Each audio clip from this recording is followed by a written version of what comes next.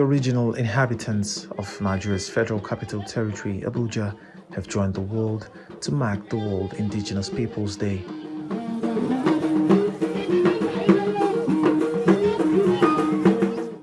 Ninth of August every year is observed by the United Nations as the International Day of the World Indigenous Peoples.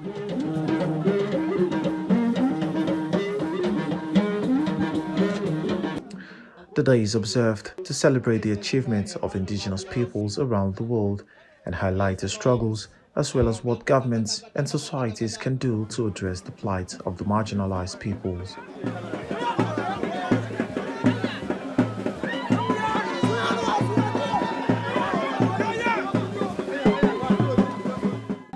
For Nigeria, the commemoration of the 2023 UN International Day of World's Indigenous Peoples holds a lot of significance, especially in the face of rising outcry from the original inhabitants in the Federal Capital Territory. The indigenous people in the space occupied by the Nigerian capital have continued to agonize over what they have variously described as injustice that they have suffered in the hands of the Nigerian state. There were people living here. There are people of 9 indigenous tribes that were living here upon this, and they were not taken into consideration in the planning of the Federal Capital Territory. That's why you keep having all of these issues coming in. Through Decree 6 of 1976, their land was forcibly taken away from them, and that affected their culture so much that their culture was almost going extinct. And the political elite has declared Abuja as a no man's land. And this is a place where people have lived for centuries of years.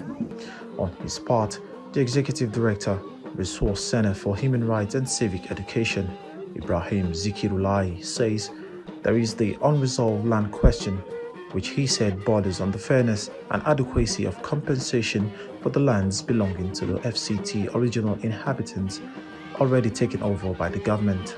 They should be well compensated for the lands that have been taken away from them. There is nobody that you can tell that Aso Rock Villa today was acquired with just 20 naira.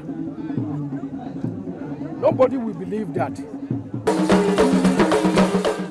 For MacArthur Foundation, the Deputy Director, Amina Salihu, states the need to support and cater for the well-being of the original inhabitants of the Federal Capital Territory.